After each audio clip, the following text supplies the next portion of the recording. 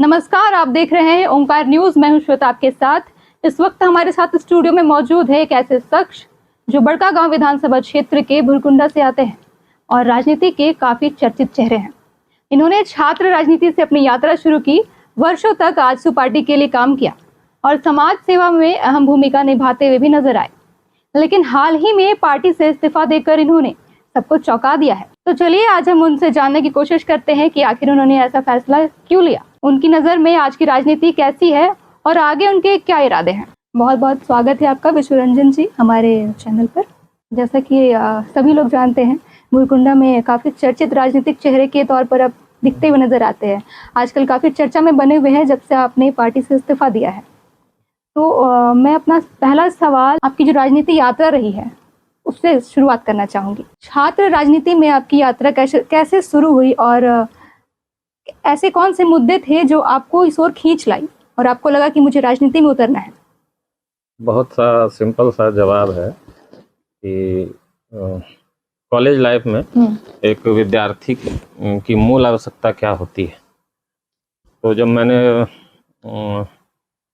10वीं की परीक्षा पास करके जब मैं कॉलेज में अपना नामांकन कराया तो वहाँ, क्योंकि हमारा क्षेत्र बहुत ही पिछड़ा हुआ क्षेत्र है, आर्थिक रूप से भी वहाँ के लोग बहुत ज़्यादा संपन्न नहीं हैं, तो वहाँ हम अपने कलीग छात्रों को और विद्यार्थियों को देखते थे तो उनके साथ क्या समस्याएं शिक्षा के क्षेत्र में आती हैं। क्योंकि वहाँ एक भी हमारे क्षेत्र में गवर्नमेंट कॉलेज डिग्री का हो या इंटर का हो नहीं था, तो उसमें तो फिनेंशियल प्रॉब्लम के चलते उन्हें पढ़ाई में दिक्कतें आती थी। तो मैंने उस मुद्दों का अध्ययन करके और उस मुद्दों को उठाया कि कैसे अगर उनके पास अर्थ की कमी है तो वो अपनी पढ़ाई पूरी कर सके।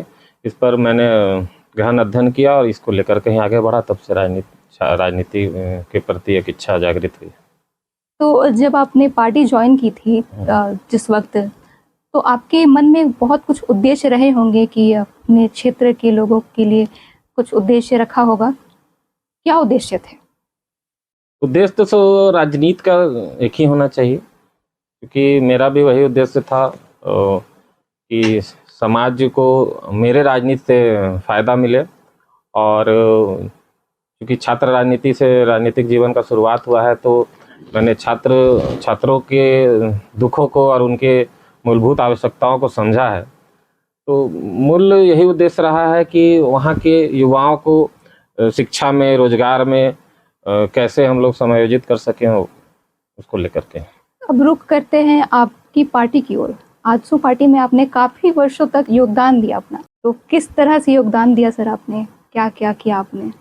आजसू पार्टी से मैं शुरुआती दौर से जुड़ा हुआ था और मैंने कॉलेज लाइफ में ही जब छात्र राजनीति की शुरुआत मैंने आजसू छात्र संघ से की। आजसू छात्र संघ के वहाँ के जुबली कॉलेज कमेटी का मैं अध्यक्ष रहा। फिर कॉलेज कमेटी का मैं छात्र संघ का प्रभारी रहा। फिर विनोबा भावे विश्वविद्यालय आजसू छात्र संघ के कमेटी का उपाध्यक्ष रहा। और फिर मैं पतरातू प्रखंड अंतर्गत तीनों कॉलेज आते हैं, जुबली कॉलेज, जेएम कॉलेज और पीटीपीएस कॉलेज, तो ये तीनों कॉलेज का मैं आजसू छात्र संघ का प्रभारी भी रहा। और पिछले उसके बाद तत्पश्चात पार्टी ने मुझे मूल इकाई में जगह दी और पार्टी के प्रखंड उपाध्यक्ष के पद पर भी मैंने काम किया पतरातू। और पिछले 3 से 4 वर्षों तक मैंने पार्टी के प्रखंड सचिव पतरातू के रूप में काम किया और अभी हाल ही में मैंने पार्टी से त्यागपत्र दे दिया है। तो जिस प्रकार आपने इतनी उपलब्धियां ली, आपने काफ़ी योगदान दिया है पार्टी में, तो पार्टी ने किस तरीके से आपके योगदान को सराहा? पार्टी ने काफ़ी कुछ दिया है। मैं पार्टी के खिलाफ नहीं जाना चाहूँगा, क्योंकि मैंने पार्टी से त्यागपत्र दे दिया है, लेकिन पार्टी की क्रियाकलापों से प्रभावित होकर के ही मैंने पार्टी की सदस्यता ग्रहण की थी।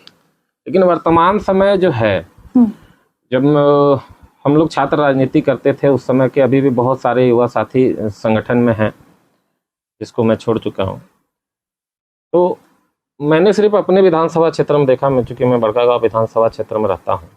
छात्र राजनीति से जिन लोगों ने वहाँ पे संगठन से शुरुआत किया, विधानसभा क्षेत्र में प्रखंड और जिला स्तर के बाद वहाँ के छात्र नेताओं को संगठन के वरीय उच्च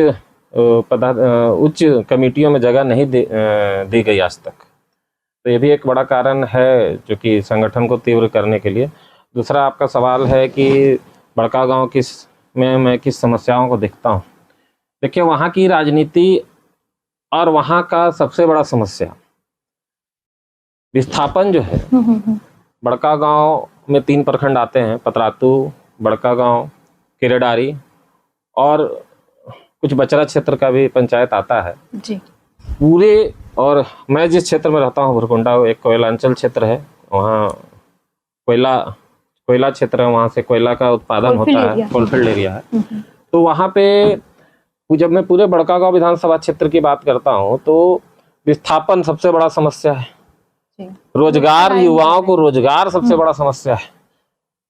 और ये सारी चीजें जो आज तक यथावत बनी हुई है, जो मुझे काफी प्रभावित करती हैं, क्योंकि जिन मुद्दों को लेकर के राजनीति होती है, विस्थापितों को आवाज को उठाया जाता है, विस्थापितों के लिए हक अधिकार की बात की जाती है, युवाओं को रोजगार की बात की जाती है जी। और जब मैं राजनीति के गहरे समावेश में जाता हूं तो मुझे कहीं से भी इन मुद्दों का जो है सो निराकरण होता नहीं दिख रहा है, जो कि मुझे काफी प्रभावित करता है आंतरिक रूप से। मैं जानना चाहूंगी कि जिस दौर में आपने राजनीति को पहचाना था, देखा था, शुरुआत किया था, उस वक्त की राजनीति और अब की राजनीति क्या फर्क देखने को मिलता है? शुरुआत में तो आपने बहुत सही कहा, चूंकि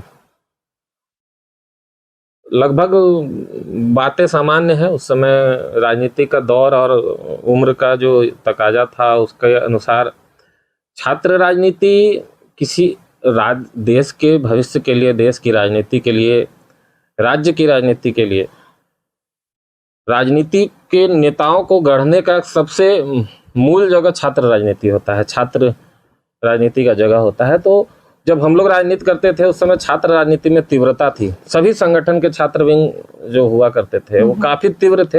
अभी छात्र राजनीति में थोड़ा शिथिलता नजर आती है। अब रुख करते हैं, आपकी पार्टी से इस्तीफा देने की क्या रीजन रहे हैं आखिर? तो आप दर्शकों को बताइए कि आपने पार्टी से इस्तीफा क्यों दिया और क्या कोई खास वजह रही है? देखिए, मैंने अभी कुछ देर पहले कहा, पार्टी का जो सिद्धांत है काफी अच्छा सिद्धांत है और काफी जनता के मूलभूत आवश्यकताओं के प्रति, आंदोलन के प्रति या उनके लिए जवाबदेह है। लेकिन एक बात है कि पार्टी के केंद्रीय अध्यक्ष आदरणीय श्री सुदेश कुमार महतो जी हैं, उनका नेतृत्व भी काफी कुशल है।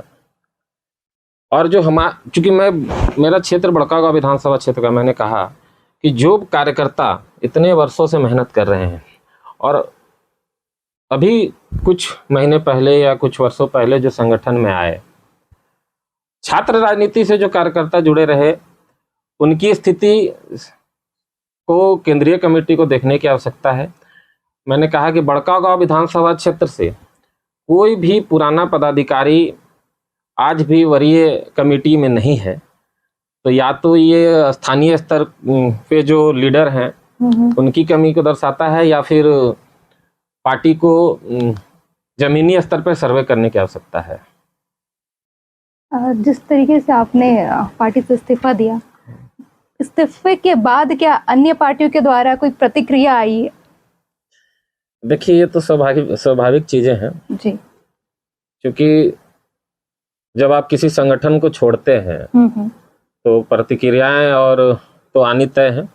लगभग सभी संगठन, जो भी संगठन राज्य में की राजनीति में या बड़कागांव विधानसभा क्षेत्र में जो भी सक्रिय हैं, संगठनों से प्रतिक्रियाएं आई हैं, इसमें कहीं से कोई दुराई नहीं है। लेकिन मैं अभी उस पर नहीं जाऊंगा कि सक्रिय राजनीति का हम लोग हिस्सा रहे हैं तो प्रतिक्रियाएं तो आएंगी। जी, जैसा कि हमने आपके विषय में और कुछ जाना है कि आप कार्यकर्ता, पार्टी के कार्यकर्ता के साथ साथ समाज सेवक भी रहे हैं, समाज सेवा करते भी नजर आते हैं अपने क्षेत्र में। तो अब पार्टी में इस्तीफा देने के बाद आप दूसरी पार्टी में जाना चाहेंगे या फिलहाल अभी समाज सेवक के रूप में ही अपने आप को देखते हैं?